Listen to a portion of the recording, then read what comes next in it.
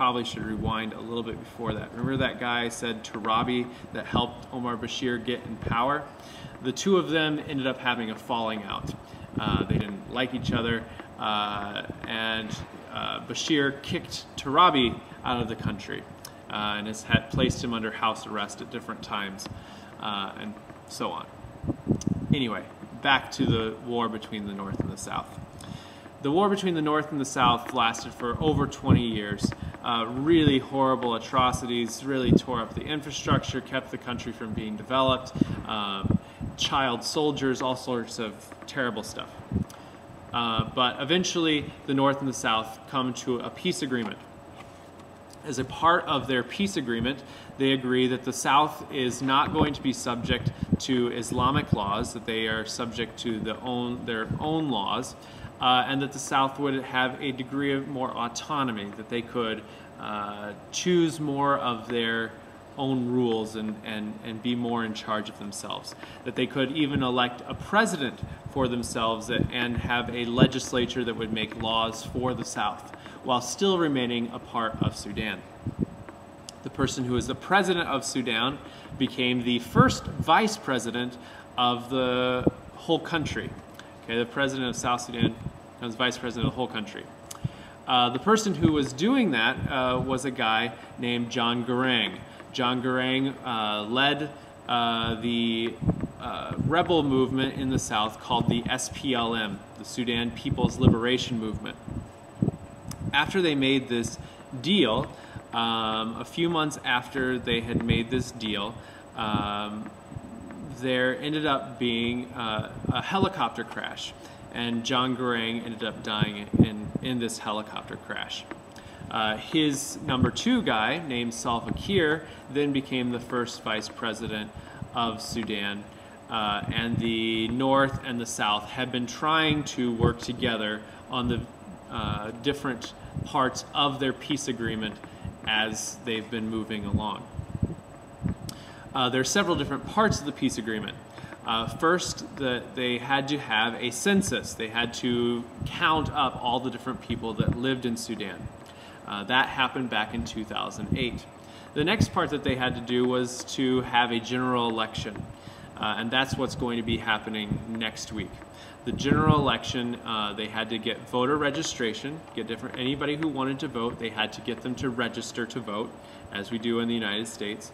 And they also then are having an election. Their election, because they're voting for so many different offices, is going to last over 3 days instead of a U.S. election, which happens on 1 day. So they they're going to have this election next week.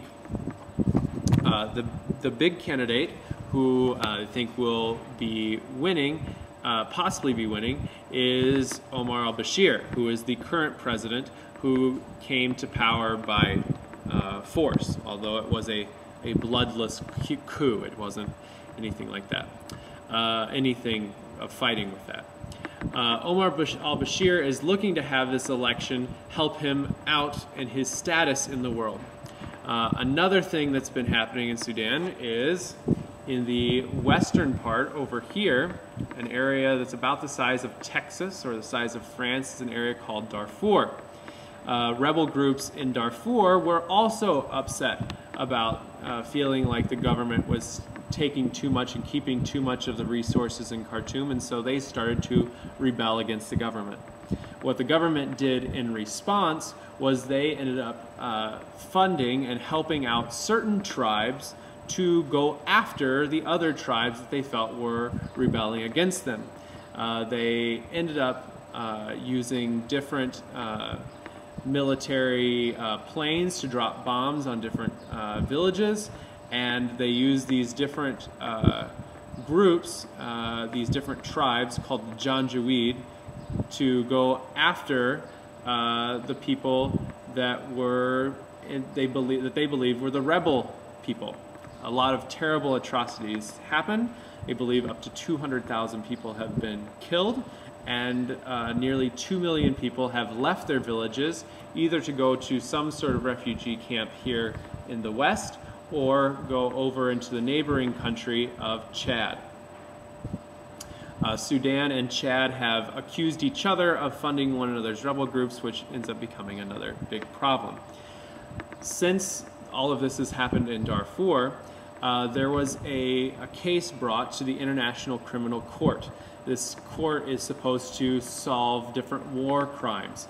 And what the International Criminal Court accused Omar Bashir of was, he said that Omar Bashir here in Khartoum ordered different tribes to go after and try to kill, at least in part, or maybe in whole, 3 different tribes. Okay, the Fur, the Masalit, and I can't remember the third one right now. Anyway, the International Criminal Court has accused Omar Bashir of genocide and crimes against humanity, and they have now ordered a warrant for his arrest. The thing is, he's a president and he's in charge of the country, and no one can really, the International Criminal Court doesn't have a police force. So if he can win the election, then it looks like he's more justified to stay the leader.